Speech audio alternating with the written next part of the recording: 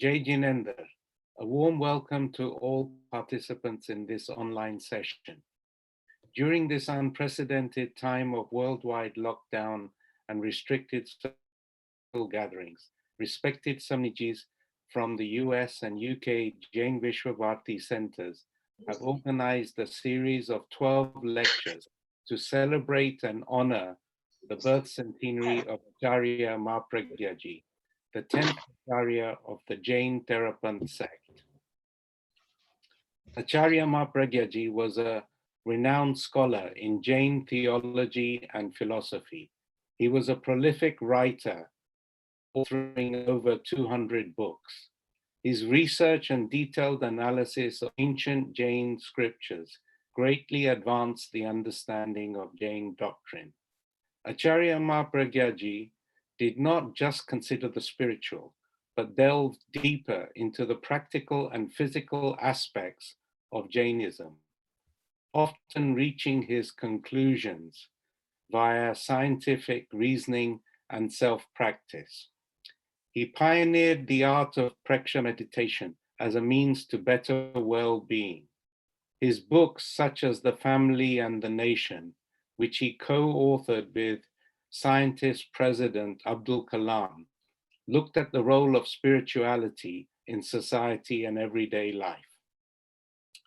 This lecture series is based on the writings of Acharya Mahapragya Ji, and each of the 12 lectures will focus on a particular book that he wrote, with each lecture being individually presented by Sunnis from either the US or UK JVB Center.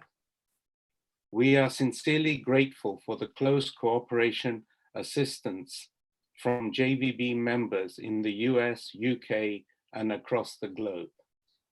Over the next month, 3 lectures per week will be held.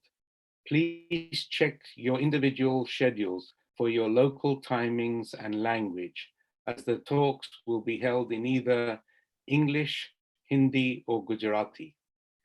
Today's lecture, which is the second in the series, will be delivered by respected Samani Dr. Chaitanya Pragyaji. She has been involved in Jain academia since 1986, holding various posts at esteemed institutions such as Jain Vishwabharati University, Lucknow, Miami, Florida International University, and Ghent University in Belgium, as well as being on the Council of Philosophical Research, which was set up by the Government of India. Alongside numerous research papers, she has authored 5 books. The title of today's lecture, Mindfulness in Preksha Meditation, is based on Acharya Mahapragya's book, Mirror of the Self, which considers the concept of bhava kriya, mind and body working in coordination. I respectfully invite Samani Dr. Chaitanya Pragyaji to please take the stand. Om Aram.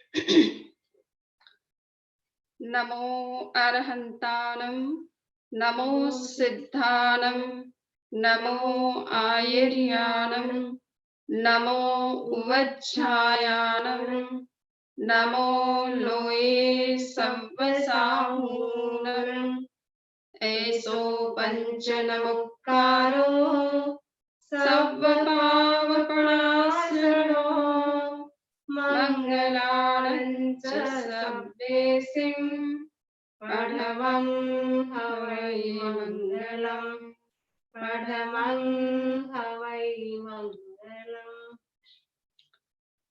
My homage to Bhagwan Mahavir Swami. I pay my respect to His Holiness Acharya Shri Mahapragya Ji and the present Acharya Shri Mahashramanji. I'm very much glad to be here to talk about the concept of mindfulness given by His Holiness Acharya Mahapragya Ji in his book Mirror of the Self. The title of the talk has been given as Mindfulness, the Key of Success. We find that the concept of mindfulness is very, very well known, widely received meditational technique, and especially Buddhist tradition is recognized for contributing the concept of mindful meditation in the Western world. From last some years or some decades, Preksha Dhyan is also being widely received in India and also abroad. And we have seen that Acharya Mahapragya Ji has given this particular technique in 1975, and it has been widely accepted by all the Jain communities and also the other communities of India and abroad. Mindfulness is one of the prerequisites of Preksha meditation. But before talking about the concept of mindfulness, we would like to have an overview of the objective of this particular talk. And we will see that how mindfulness meditation can affect our overall personality, how one can be attentive and be aware of his own actions, emotions, and self just by this simple technique. So that is the main motto of this particular talk on mindfulness.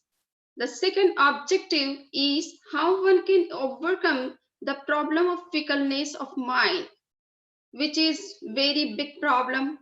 And this problem is not only to the people who are already fickle minded, but from child to old age, everybody says that my mind is not stable. It doesn't stuck to one thing. It wanders here and there. So the fickleness problem is very, very big problem to everybody. How we can overcome this problem of mind by just practicing this mindful meditational technique. How one can be in less stress and more productive. This technique will show how we can be more and more productive and less in stress. How one can reduce suffering, ill will, fear, anxiety, restlessness, these psychological disorders which we find in a human being who are fickle-minded, how they can overcome these psychological problems just by practicing this simple technique. How one can be successful in his endeavor. We know that everybody wants success in his endeavor or her endeavor, and how it can be possible by practicing mindfulness.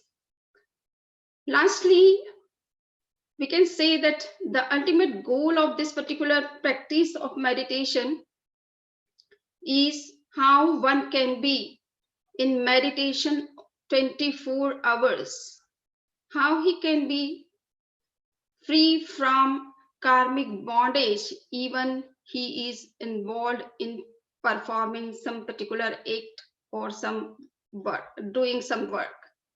So these are the main objectives which we will target in this particular lecture. What is mindfulness? Most of the people know about mindfulness through Buddhism. Buddhism is a contemporary religion of Jainism, and we can say a very later religion.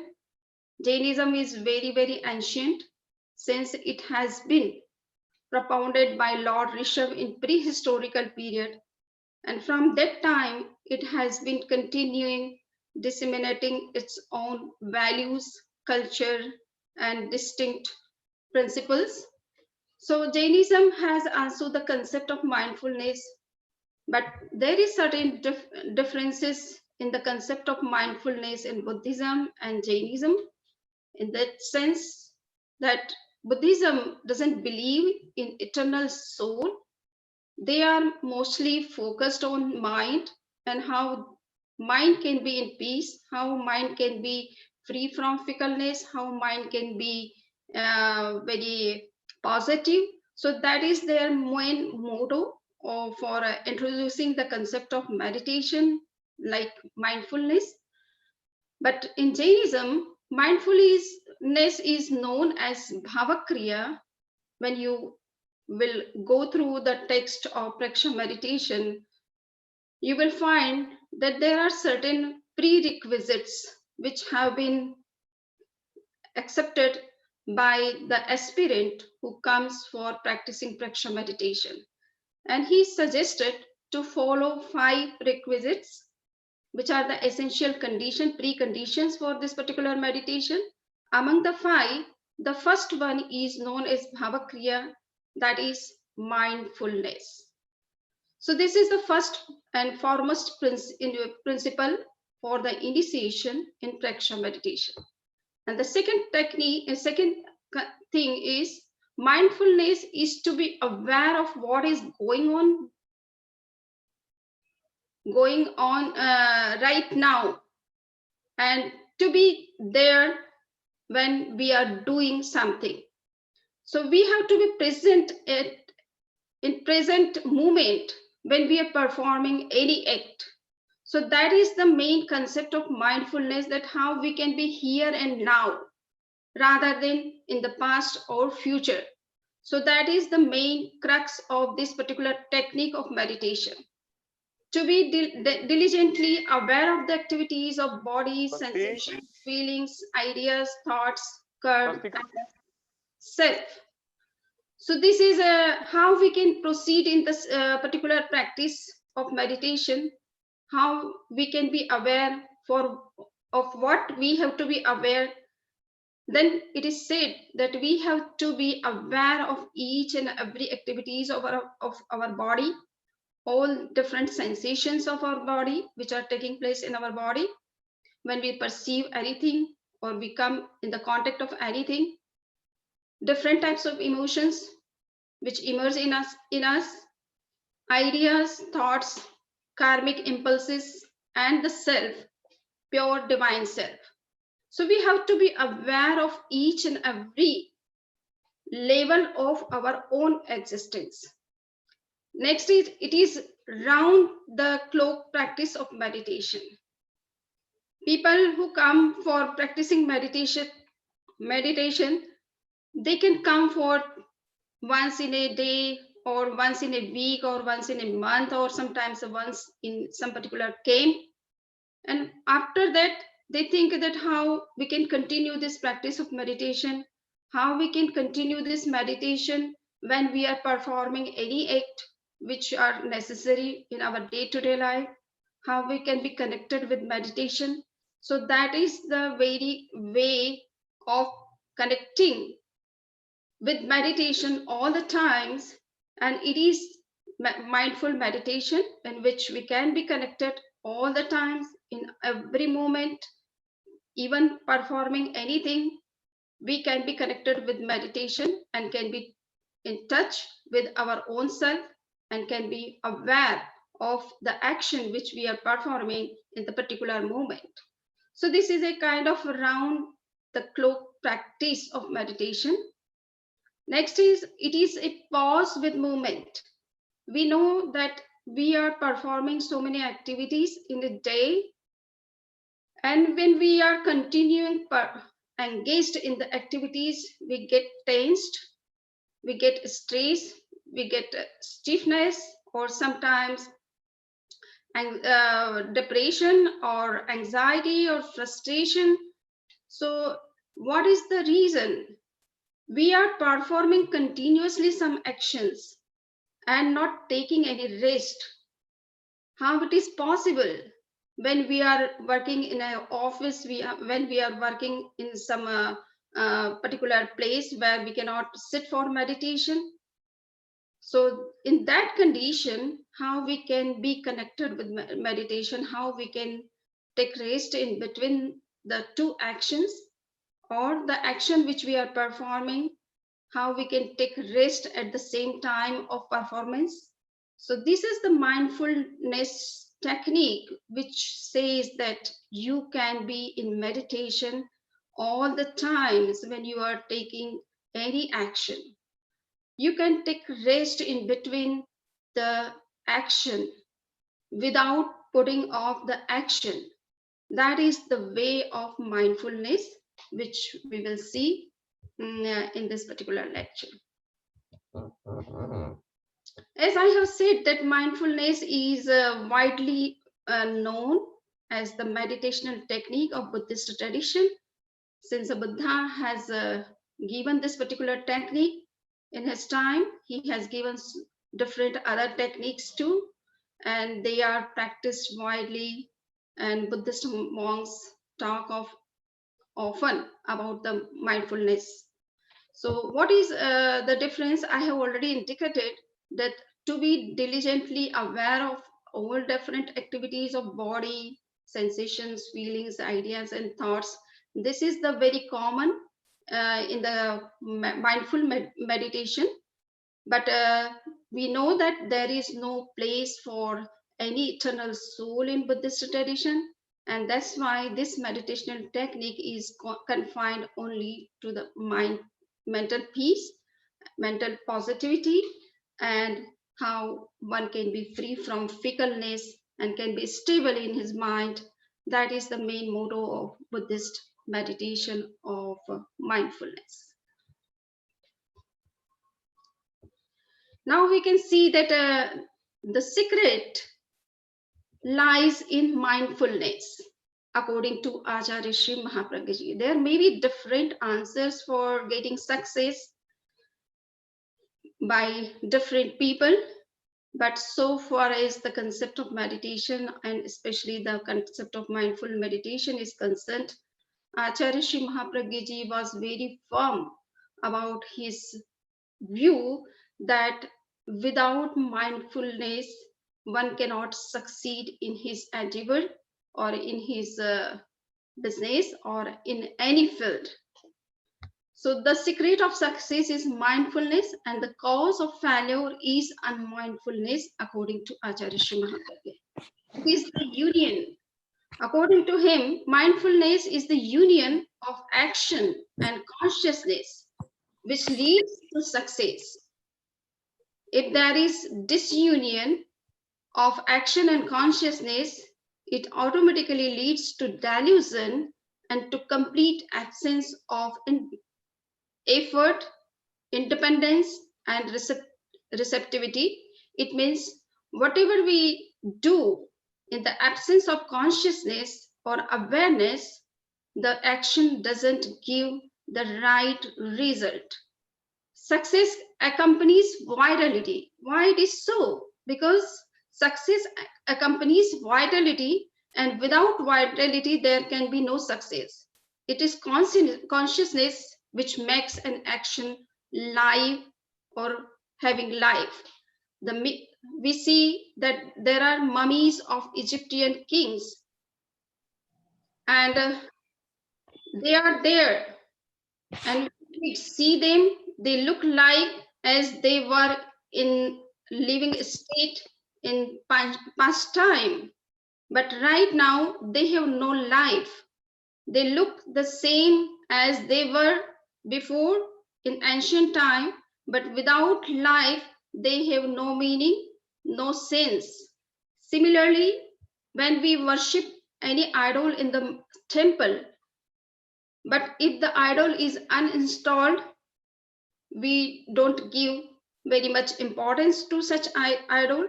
Unless it is installed properly, we do not start worshipping it. So it means unless there is some vitality in the idol or Egyptian kings, we do not give any importance to them. we accept that they are there, just they are dead bodies, or just it is the image or made of some stone, but it has no meaning to worship such kind of lifeless things. So it means whenever our consciousness is what we say, consciousness works with any action, then the action automatically becomes so vital, so powerful, that what kind of success or results we want to see out of it, we can be able to see that. So consciousness should be aligned with the action, then only it can bring grand success in our endeavors. Otherwise it can be futile without any result. Now we are coming to the concept of mindfulness and unmindfulness in the context of Jain scriptures, how Acharya Mahapragya has given this concept of mindfulness and what is the original source in the Jain scriptures. So we will see that there are two important, very significant words which are found in Jain scriptures, and these two words are dravya and bhav. We will find these two particular terms in very different meaning in different context. But here we would see that dravya and bhav, these are two states of mind, and they are having very different meaning, altogether very different. Dravya is the condition, the state of mind in which we find that we are doing something, but we are not aware of it, what we are doing. So whenever we do something unconsciously, absent-mindedly, or mechanically, then it shows that we are in the state of unmindfulness. When consciousness and action both move in different directions, then it shows that we are in the state of unmindfulness. The next is the bhav. To do something with full concentration or consciousness or awareness, then it shows that we are in the state of mindfulness.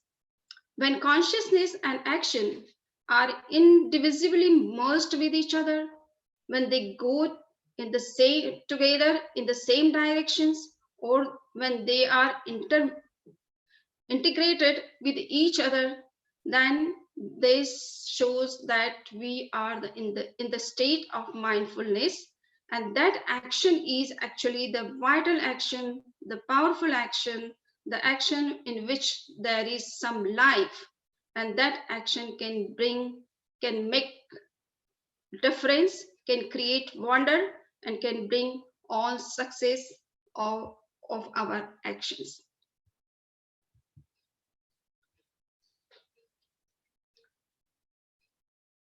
There is one thing which we have to understand in the context of unmindfulness, and which is the fickleness of our mind. And we find that Maharshi Patanjali has given a very significant dictum, and he says that fickleness is accompanied by four things: suffering, ill will, trembling, and shallow respiration. It means when our mind is not in mindful state, or concentrated, fully concentrated, or conscious or aware of the action or performing anything, we find that it causes suffering, it gives pains only, and not the proper result for which we have performed this particular act. So suffering is the result of fickle mind, ill will, trembling, and shallow respiration. So the greater the restlessness, the greater the feeling of pain. Acharya Mahapragya Ji has given one example, that there was a thorn which pricked in his leg, but his mind was not in restlessness, and that's why he couldn't feel the pain like the common people feels. So when our mind is in peace, there may be something which is not good for us, but even in that state, we can be balanced, we can be painless, we can be in peace without any disturbance. So peace is possible if mindfulness is there, if we are aware of just pain but not connecting ourselves with the painful feeling. So this is the one thing. Second is that the greater the fickleness, the greater the ill will. Sometimes we have so many desires, we want to fulfill it, fill them, but sometimes we couldn't get fulfilled and become uh, unrestful, become disturbed, and so many negative thinkings come into our mind. So that kind of ill will emerges when our mind is not in rest, it is not stable. So mindfulness gives stability of mind. In that state, if something is not fulfilled according to our will or wants or desires, in that state also we can be in peace without any disturbance, without any kind of dissatisfaction. Next is the greater the stillness, the greater the peace. If there is stillness, stability in our mind, we can always be in peace. But if our mind is fickle, wandering here and there, we may be in with very all the comforts and pleasures, even though we cannot feel the peace of mind in that state. So peace is always connected with stillness or stability, or we can say control of our mind, but that is possible by practicing this kind of meditational technique, which is called mindfulness. If we are in mindful state, we are concentrated on the things on which we are working and not thinking any other thing, whether we are getting proper result of it or whether we are not getting, then our mind becomes still, stand still, and always remains in peace, though our things may not be properly fulfilled or attended properly by some people, even though we are in stillness and can be in peace. The greater the restlessness, the faster the movement of breath. We can see that whenever we are performing any action, and if our mind is not in peace, at that time, our movement of breath increases to the level which at which it should not be.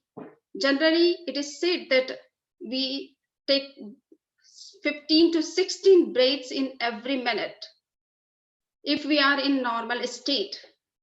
But if our mind is restlessness, in that moment, it may increase to 50 to 60 per minute.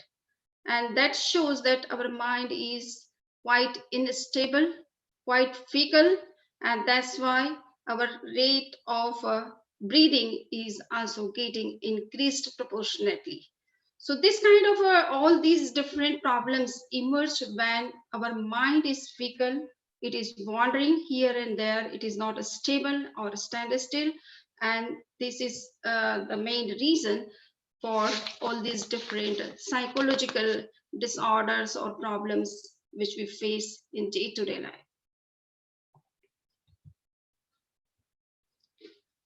Three dimension of mindfulness. So now we have to see that how Acharya Mahapragya ji has introduced the concept of mindfulness in his text in the Mirror of the Self, and he has given three different interpretations of the concept of mindfulness, how we can understand it in a proper way with all different aspects. One can practice anyone So these are three main dimensions of mindfulness. The first one is to keep awake forever.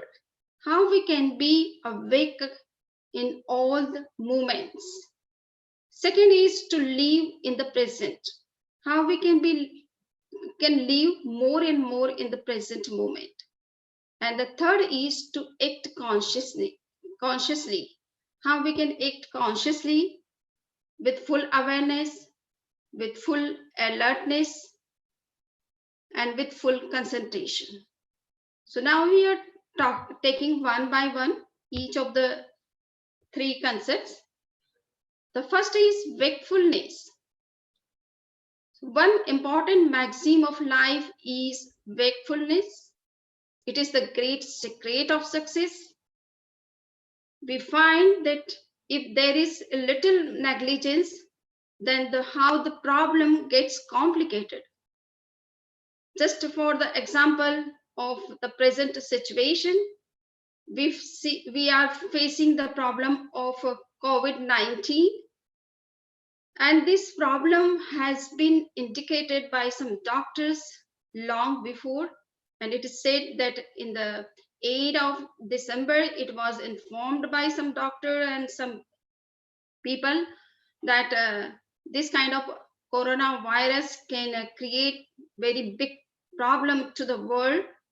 But at that time, nobody was aware of it, conscious of it, and did not take any proper action by any government of any country. And we are getting the result of it, this kind of negligence. So we are perceiving that how COVID-19, which was informed, even someone has sent me the quotation, the particular text of Shiva Puran, in which it was said almost 1,500 years before that there will be such coronavirus in the world. It will come from China and affect the entire world, and it will create a great mess up in the day-to-day life of the world. But that all informations which have been given by some astrologers long before, people have not paid attention, and now we are facing that how this problem is getting multiplied or increasing day by day and taking thousands of lives, maybe every day or in few days. So in the US, we are finding that almost 60,000 people have died till today, or maybe more number. So negligence can create a big trouble. If we are aware in every moment, we can be free from the adverse effect of such things which are not good for humanity, for ourselves, for society, for the world. So this is the one thing, that how we can be wakeful, how we can be aware of each and every moment, how we can be aware or awaken of each and every action which we are performing, whether it is good or bad, whether it should be taken at this moment or not, what would be the result of this particular action. If we become aware before the time, then we can be safe, we can be free from the adverse effect of our wrong action, or the action which is taken with the negligence. So that is the main message of this particular concept, that how we can be wakeful, how we can be aware, how we can be conscious at every moment. Living in the present. The second concept or second dimension of mindful meditation is that living in the present. How we can live in the present. It is very hard to be in the present. Most of us are very much habitual to live in either in past or in future. Either we will think of the past events which have already took place and have no meaning at present, or we always think of future. So it is very difficult for a common people to be in present. In the Acharya Sutra, in the Jain scriptures, it is said that Kharam Jana Hi Pandiye. The wise man lives always in the present. They always enjoy the present moment. Why it is so? Because life is always in present. When we think of anything past, sometimes it may take us to depression, because those things which have already been passed away, there is no meaning to think of them. And if we are engaged in the future, then we can be in anxiety. And that is happening today. Most of the people, sometimes we interact with the students also say that we are in anxiety. When I ask why you are in anxiety, they said we don't know what will be in the future. So they are thinking of future which is uncertain, which is non-existent. Nobody can say about the future at this moment that what will be in the future. But if we want to enjoy the moment of the present time, we have to be in the present. Future may come and there will be solution for each and every problem also. Why we are in anxiety just by thinking about the future which is uncertain at present moment, which is unknowable at the present moment. If we are thinking of such kind of condition of the future, then we will feel anxiety, depression, or frustration, or we become helpless in that state, and we lose even the present moment, which can give the joy, which can give the happiness, which can give the peace, which can give so much energy if we think of the present moment only instead of going into past and future. But it doesn't mean that we should not think of the past or present. We should think of them also.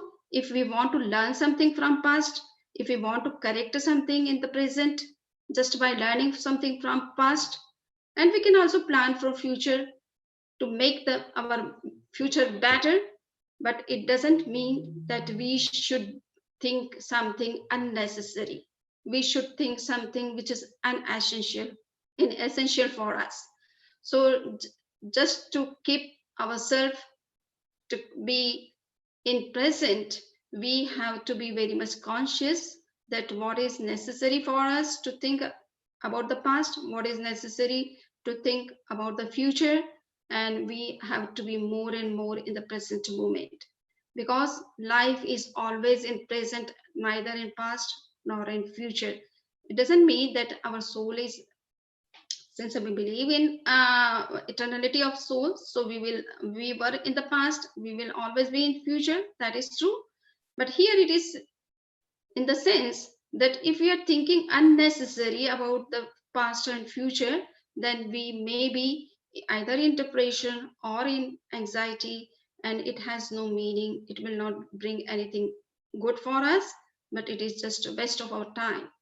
So without putting our energy into unnecessary memory and imagination of the past and future, we have to be more and more in present and try to enjoy the present moment.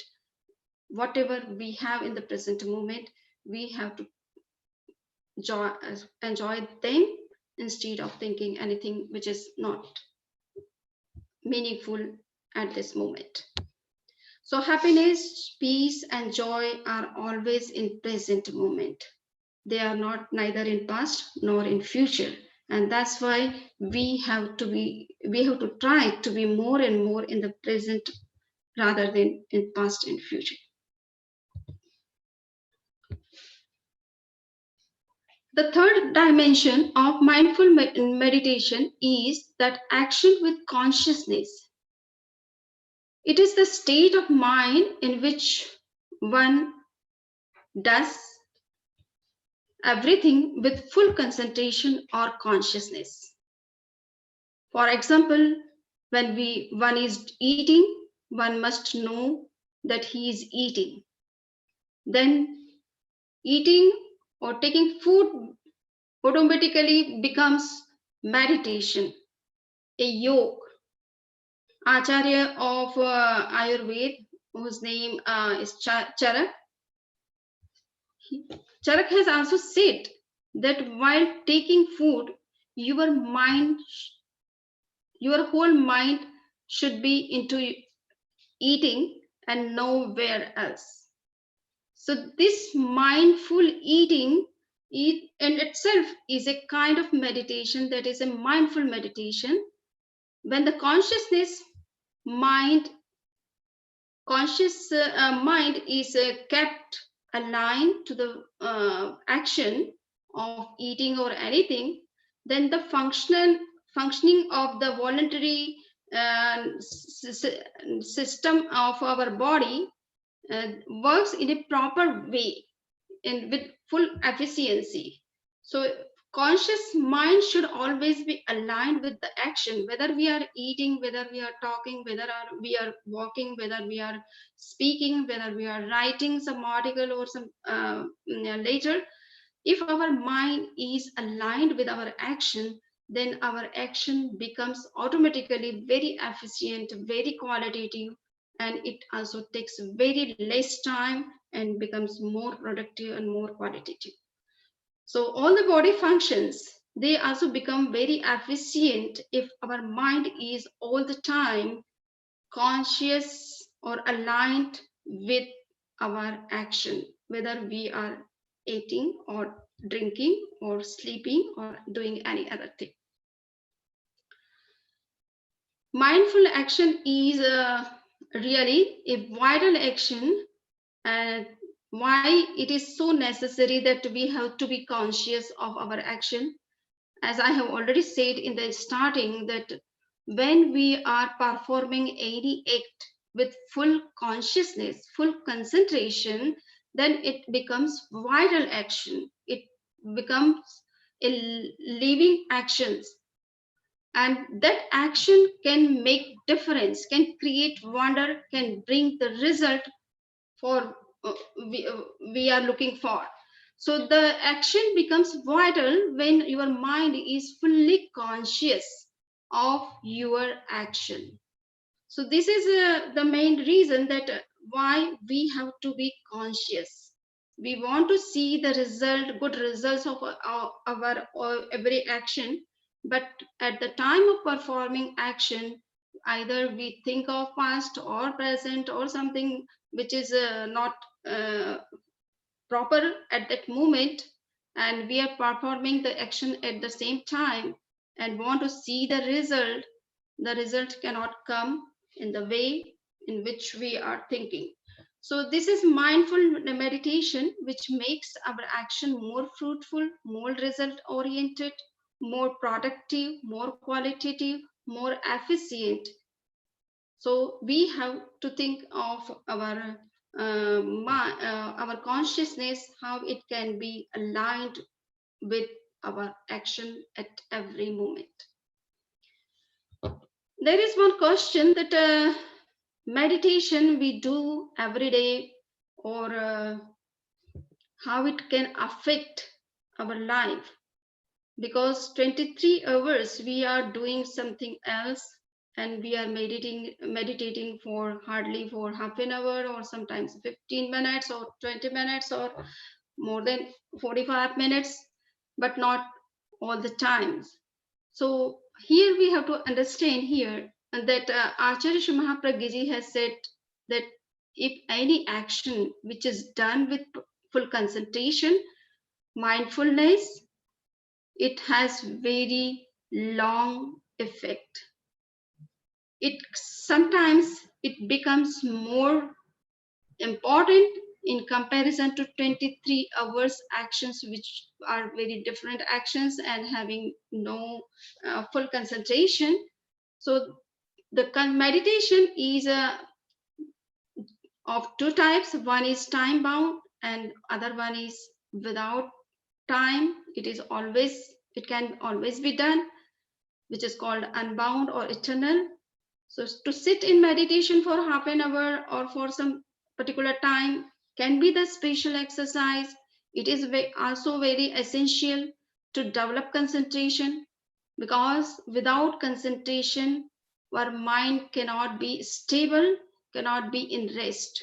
So concentration is necessary, and for learning the concentration, we have to sit for meditation at least for some minutes, for some hours, or as we get the time in our life. But to be in meditation all the times is a kind of mindful meditation. It is a perpetual meditation. In this meditation, our mind is not in fickle state. It becomes more stable.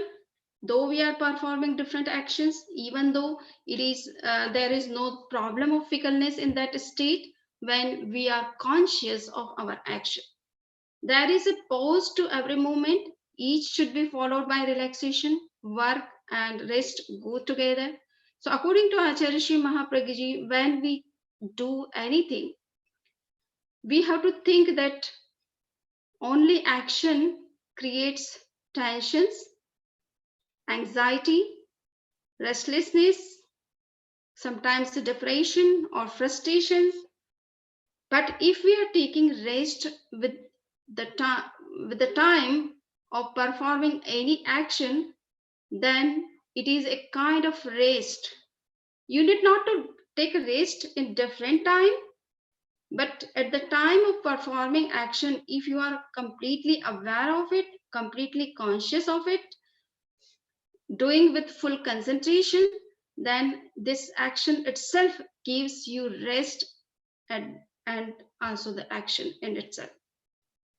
So relaxation and rest, work and relaxation or work and rest must go together.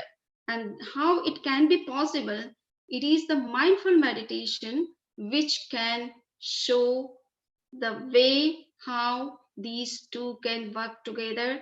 And if you are in mindful state while performing any action, then you are handling these two things together, and you may perform so many things in a day, even though you are not getting tired, you are not in restlessness, you are always in peace and dealing with everything very peacefully, very diligently, and very efficiently.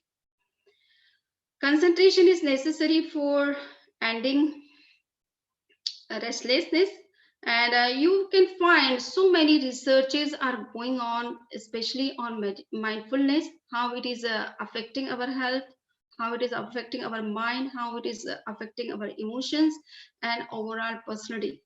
So there are so many studies have been going on, and those studies are also showing that mindfulness results in less stress and gives more peace,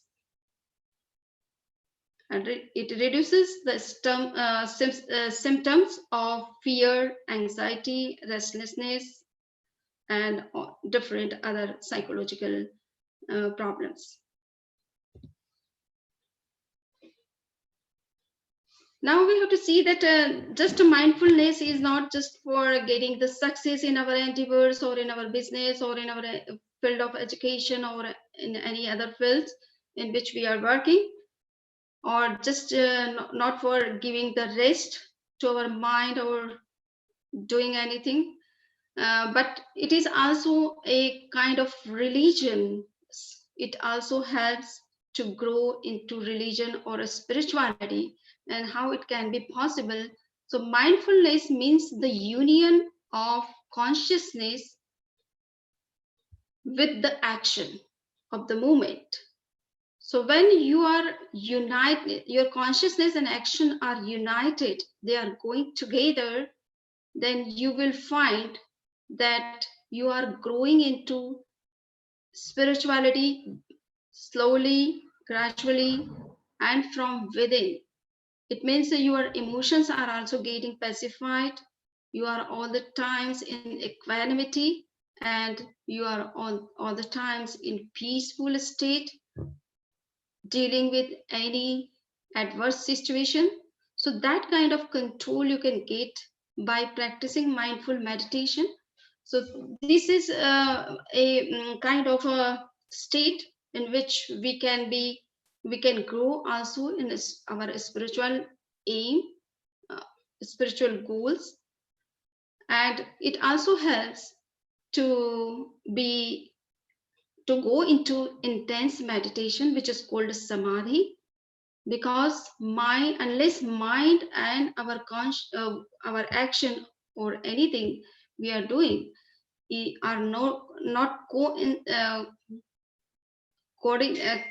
coordinated state, our mind cannot go into deeper level of meditation. For going into deeper level of meditation or intense meditation, we need complete peace of our mind, full inner awareness, and that is possible by practicing mindful meditation. And that's why it is said that it also leads to intense meditation and ultimately to spiritual enhancement or development.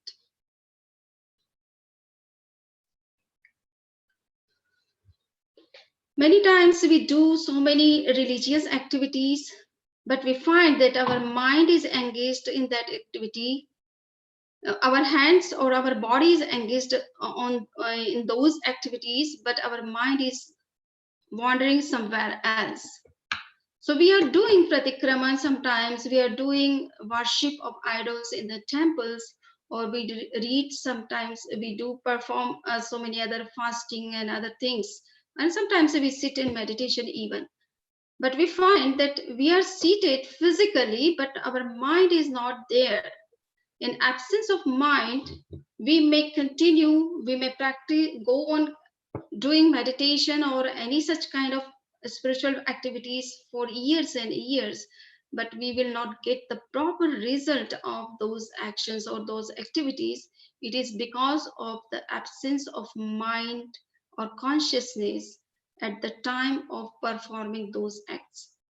If you have listened the Kalyan Mandri, which is a kind of prayer composed by Siddhasen Divakar. And in that prayer or those shlokas, you will find that Siddhasen says that we have been performing these spiritual activities or religious activities for years and for many lives. Even though we are not getting the proper result of them, it is because of our unmindfulness.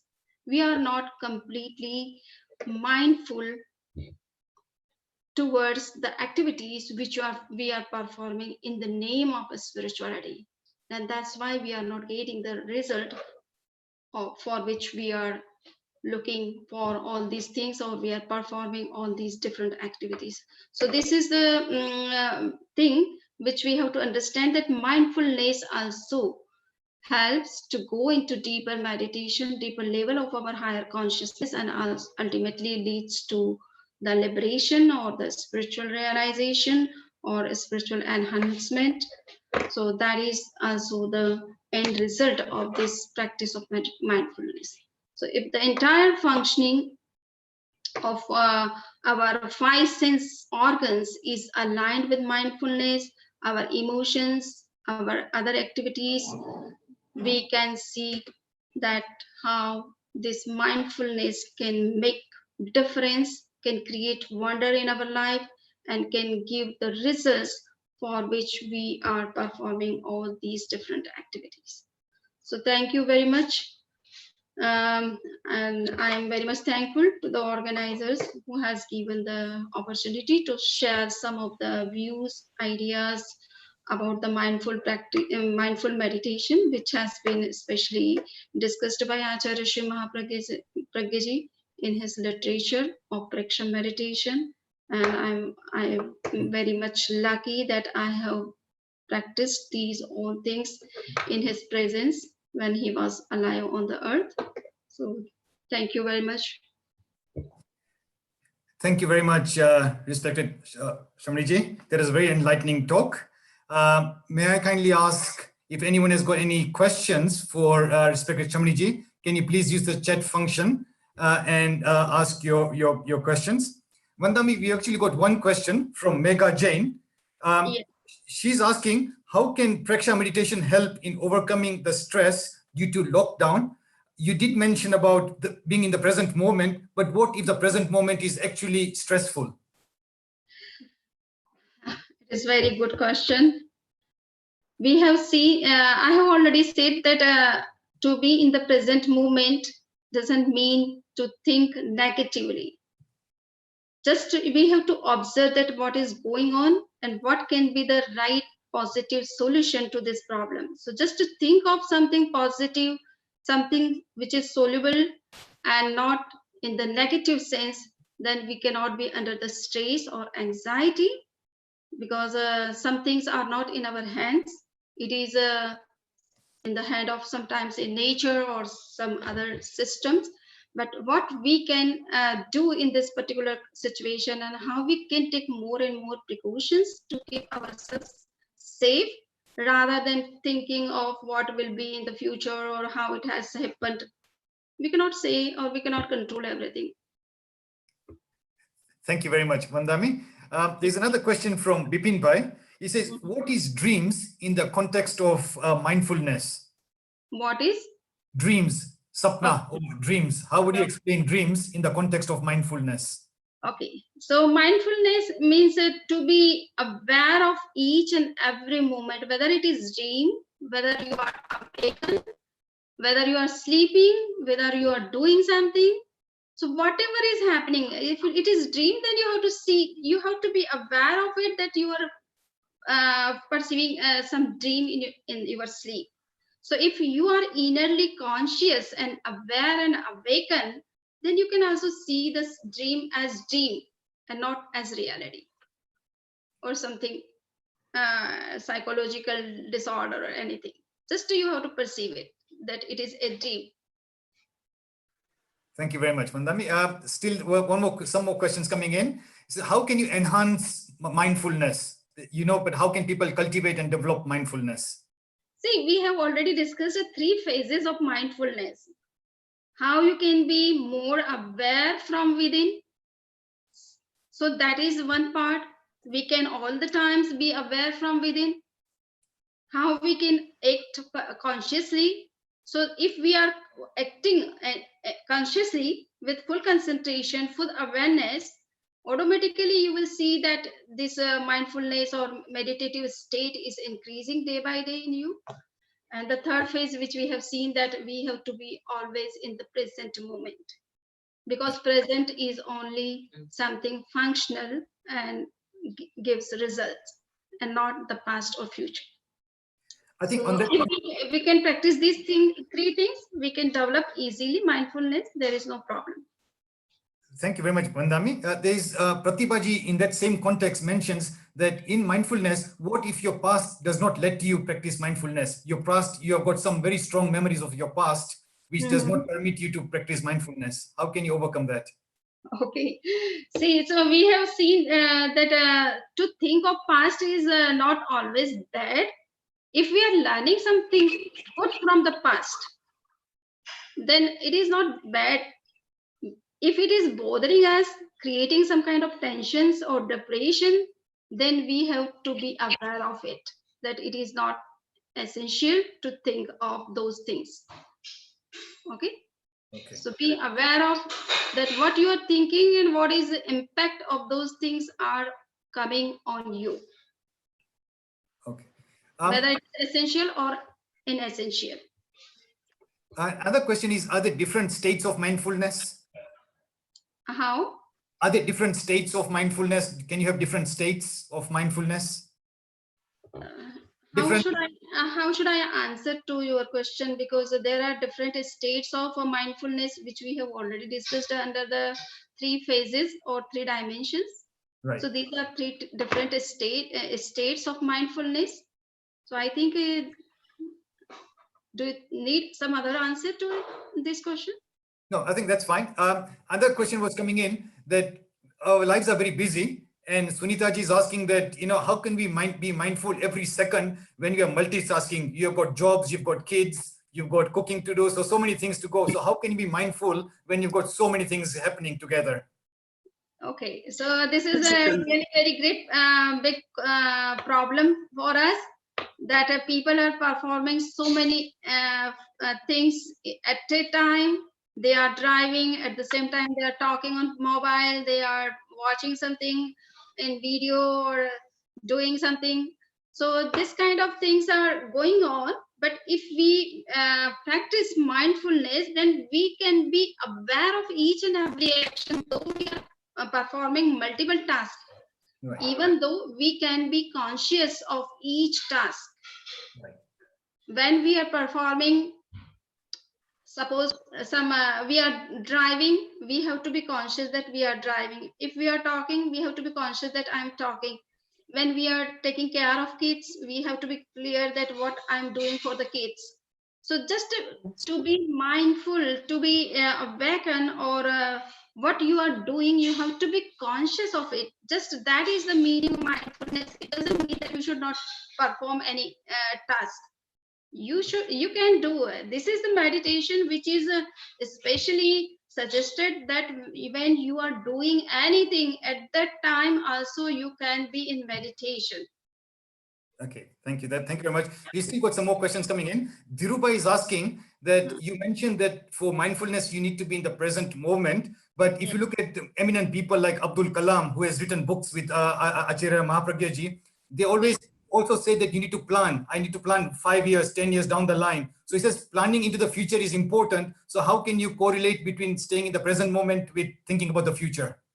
Okay, so it is good. Thinking in the present moment, it means when you are thinking, planning for the future, you have to be conscious that you are planning about the future, which is necessary to make your future well planned or fruitful or result oriented or better.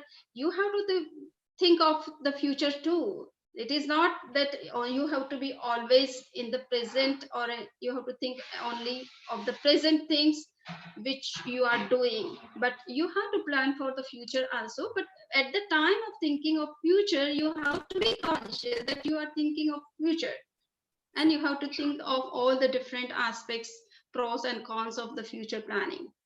Okay. So be aware of those things too.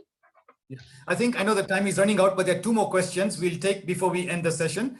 One question is from Valerie. She's asking that in this current time, a lot of people are grieving. People have lost dear ones. How can you have, what's the effect of mindfulness when especially you are very sad or you're grieving the loss of a sad person? Okay, so we have discussed this thing that though it is very difficult to say that if somebody has lost his near or dear ones, and then also his mind should be very happy. It is very impractical. It looks very impractical, but we have to think of it that if somebody is passed away, we cannot make him return. Okay, so what is now we have to think of the future or ahead, that what can we do right now. With time, with the course of time, we will forget, or he will forget the dear ones, but for the time being the impact would always be on his mind. But he has to think of the positive and something creative out of those past things. Right. So that can be the proper solution. Thank you, Vandami. One last question. How does mindfulness have the impact on karma shedding, in shedding your karma? Okay. So in Dashvekalik, I wanted to refer to that particular verse from Dashvekalik. Bhagwan Mahavir was asked that how we should sit, how we should stand, how we should sleep, how we should eat, how we should talk, how we should do any other things, so that we cannot get bound by the karmas. So that is your question, is it? Okay, so Mahavir has said that you have to be very much aware of your action. And here, aware means you have to be very much restrained in your action. Okay. Okay, is it clear? Yes. Suppose we are preparing some vegetables or doing something, and if we are watching the TV at the same time, there may be some particular some microbe or some other living being so in the particular vegetable, and they will be cut by our knife because of our negligence, and Right. you can find some new karmic baggages. Okay, so you have to be conscious that when you are performing some act, it should not hurt anybody, it should not kill any microbe or any living being, it should not be something which with some wrong means. Then your action automatically becomes a source or a tool to shade your past karmas, and also will stop some new karmic package. Thank you very much, Mandami. That was a very enlightening talk, and we are really grateful for all the questions you took on behalf of everyone who participated on this. Once again, we are very, very grateful for these enlightening talks. There's a lot of feedback coming on the chat that people have thoroughly enjoyed the session, and they're very grateful to explain, especially for many people for whom you mentioned this in English. So that was a very, very useful for everyone in the Western world. Thank you again very much. Thank you for giving this opportunity. Especially, I am very much thankful to Pratibha Pragya ji. She is so dynamic, so active, proactive, we can say, and she has performed. She Yes, has and I think in this planned to series of start lectures, this series and involve all the Samanijis from different states and different parts of US and other places. So I'm very much thankful for providing this wonderful opportunity. And I have shared a few things and not many more. Though His Holiness writes very wonderful things, and we cannot cover in one speech. But anyhow, I have tried to touch some of the points of his message or his concept. Thank you. हम सब आपके आभारी हैं।